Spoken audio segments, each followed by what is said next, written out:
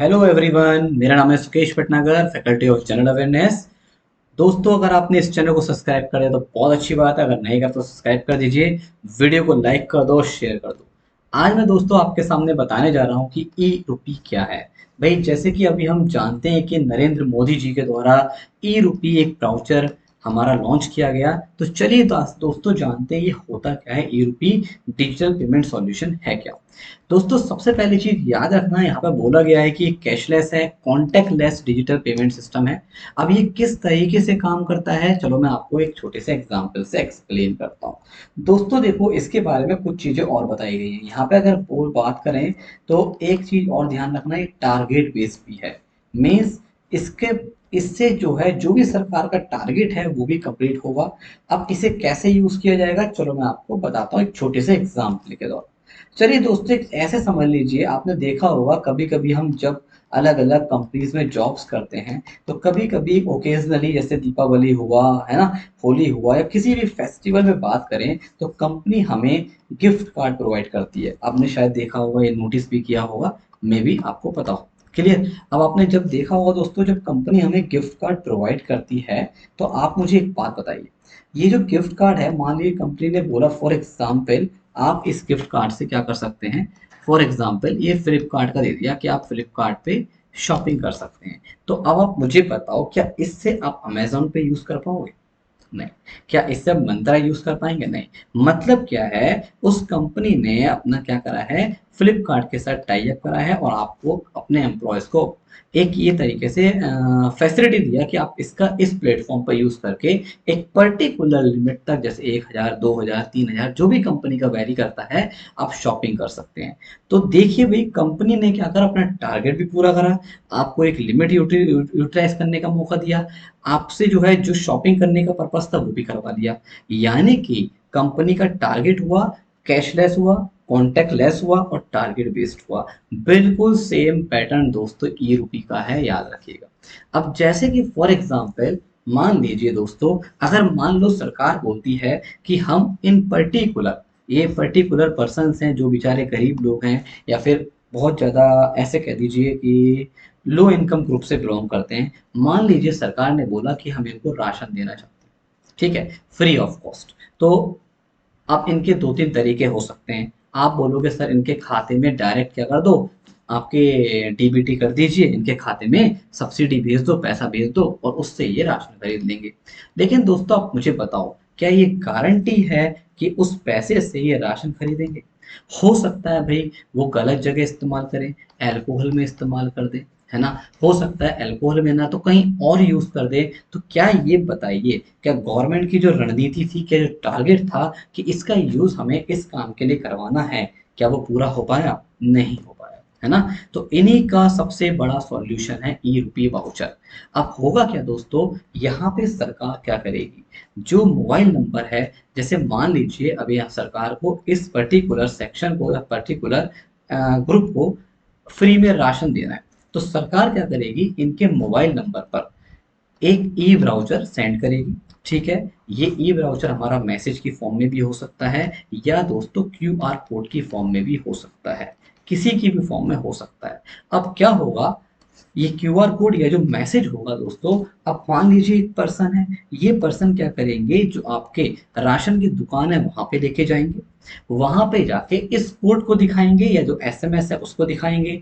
वो उस कोड को स्कैन करेगा और स्कैन करने के बाद उसका जो मोबाइल है जिसने क्यूआर कोड दिखाया है दोस्तों, उस पर एक ओटीपी आएगा वेरिफिकेशन के लिए। और जैसे ही वो ओटीपी पुटअप करेगा तो आपका क्या हो जाएगा, ट्रांजैक्शन कंप्लीटेड, और आपको जो है पैसा दुकानदार को मिल गया और दुकानदार आपको राशन प्रोवाइड कर देगा।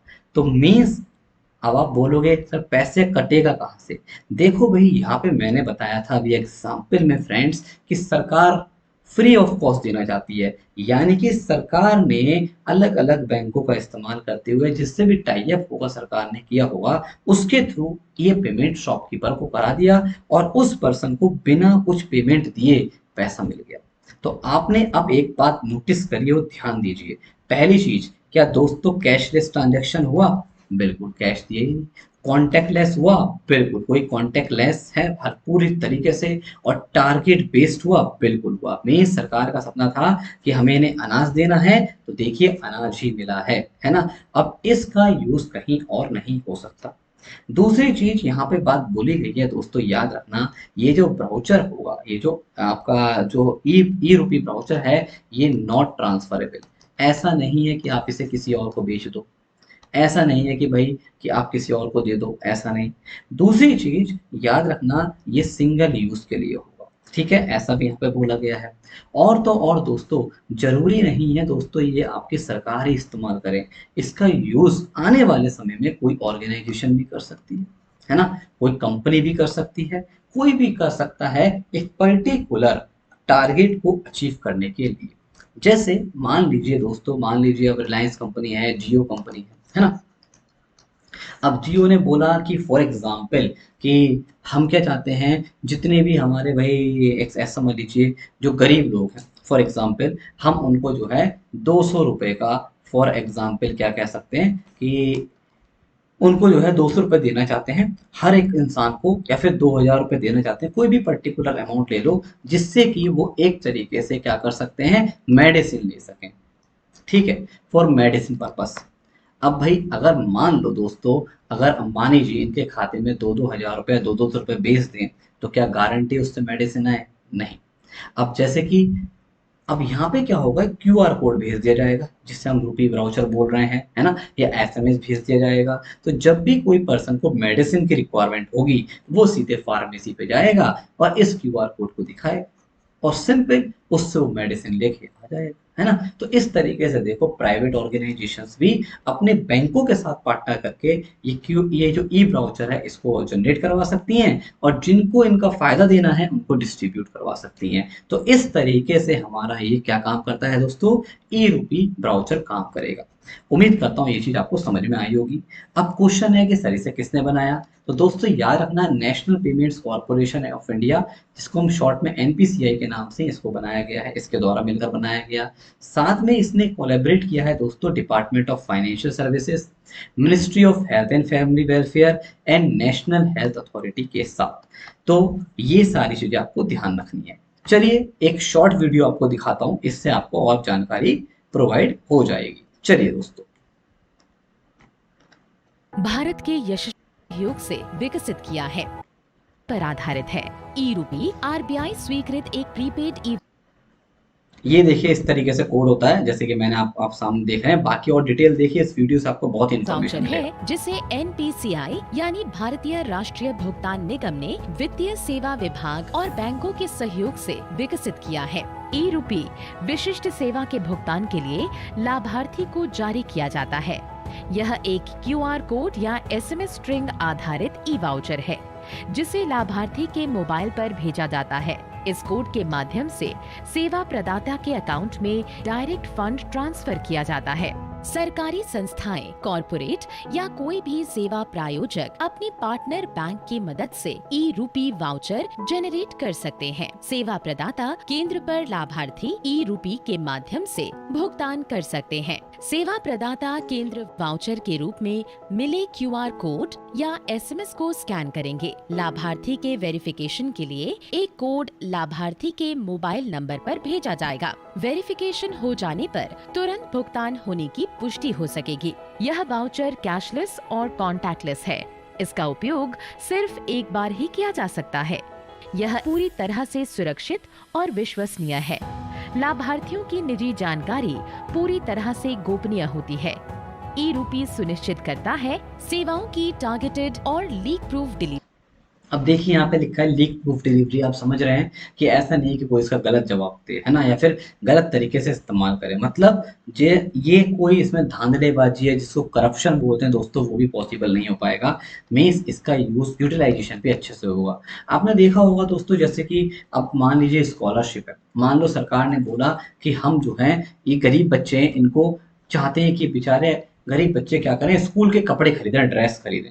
अब आपको पता है भाई स्कूल में पैसा आता है, सब जगह आता है, वो क्या हाल होता है आप जानते हैं अच्छे से, है ना। बीच में लोग खा जाते हैं, इधर हो जाता है उधर हो जाता है, प्रॉपर वे में जो असली बेनिफिशियरी है वहां तक नहीं पहुंच पाता। लेकिन अब क्या होगा, बच्चों के मोबाइल फोन्स में आजकल आप जानते हैं हर एक मोबाइल फोन यूज करते हैं, तो उनके पेरेंट्स के मोबाइल फोन में एक ई ब्राउचर आ जाएगा, और उसको लेके जाइए कपड़े की दुकान पे, एक पर्टिकुलर शॉप पे आप दिखाएं, और उससे आप कपड़े परचेज कर सकते हैं, या जो भी गवर्नमेंट की ड्रेस है स्कूल की वो आप परचेज कर सकते हैं। आप देखिए कितना बड़ा बेनिफिट है।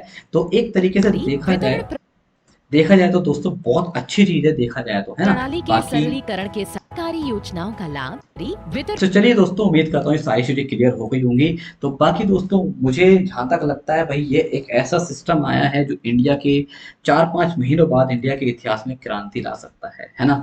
बाकी आपको क्या क्या सजेशंस हैं, आपको क्या क्या लगता है दोस्तों कि ये और कितना कामयाब हो प्रणाली के सकता है, सरलीकरण के कहाँ साथ कहाँ साथ इसका और यूज हो सकता है, क्या क्या ये इंडिया के क्षेत्र में या आने वाले समय में क्या क्या और बदलाव कर सकता है, तो आप मुझे कमेंट बॉक्स में जरूर बताइए। तो चलिए दोस्तों, अगर वीडियो अच्छी लगे तो लाइक शेयर और चैनल को सब्सक्राइब करना मत भूलना।